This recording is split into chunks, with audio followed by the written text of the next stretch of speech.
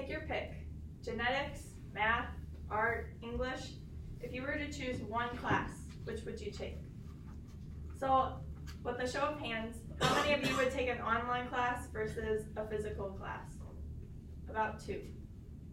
Online classes are a great resource, and they're being seen a lot more today with the technology that we're offered.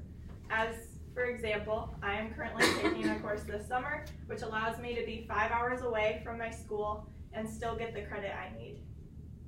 Online courses, when you're selecting a course, it's important to think about how it will fit into your schedule, the difficulty of the course, the finances of it, and whether or not it's if it transfers requirement or if it's a graduation requirement. So students a lot of times now get the opportunity to choose online rather a physical class. And it's so helpful because, as I mentioned, you can work away and then take classes throughout the day and still get that credit and education that you need to succeed. So, for example, I'm currently working 12 hours a day, 6 days a week.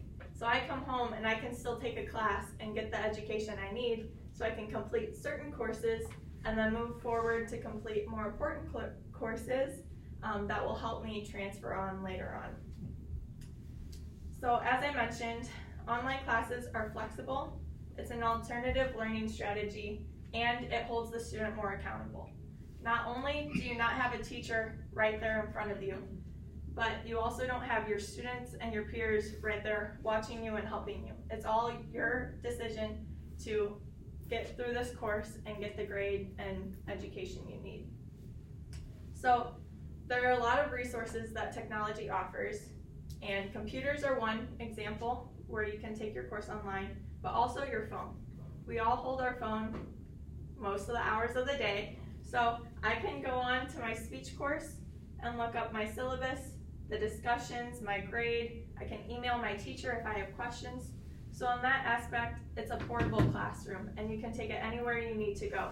So I don't have to sit in a classroom for an hour every day, 3 days a week to learn the material. I can sit for 30 minutes on my phone and still get that class done. Breaking out of the classroom is an idea Daphne Collar explains in her TED Talk, What We're Learning from Online Education. She talks about how we each change our personalities. Jamie may have been a shy student in a class, but online she can step out and get her work done at a better rate. Lauren Nylib, a sophomore at Blackhawk College, says online classes are good resources to students who want to get a leg up on a class and take classes that wouldn't fit into their schedule. So as I'm going to be a sophomore and plan to transfer on, I expect to have about 6 more years of college left ahead of me. So in that aspect, taking these courses right now and getting all these classes out of the way, that helps me for later on down the road so that I hopefully don't have as much as a load. So one aspect of online classes that is a struggle is the fact that you can cheat.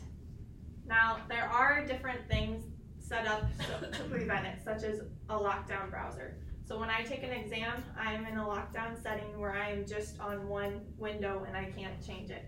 But at the same time, a lot of people worry about people cheating in a class and getting that better grade. But even though that can happen, your professors are constantly monitoring your feed, and you still have resources that are not online. So I brought in my government textbook that I had earlier this semester to show that all this information was what I was tested on. It wasn't anything I found online. And actually in the textbook, it talks about how technology has changed and how it benefits our education. An article on usnews.com titled "Think Twice Before Cheating in Online Classes" explains the importance of morals and how keeping yourself as a student and focused on your independence and moving forward is the best way to go. So as I want to close is that online classes are beneficial, but they're also a struggle. You still have to put in that effort. If you're independent, it's great because you're pushing yourself, but at the same time, you may have to work in a group, just as I have a group project due tomorrow night. So there's a bunch of different aspects to online courses, and each is different. As one teacher may want you to work in groups, they may want an assignment due every single night, where others may leave you with more room to work around. So as I end this, I just want to ask you the question, have you changed your mind about online courses? Thank you.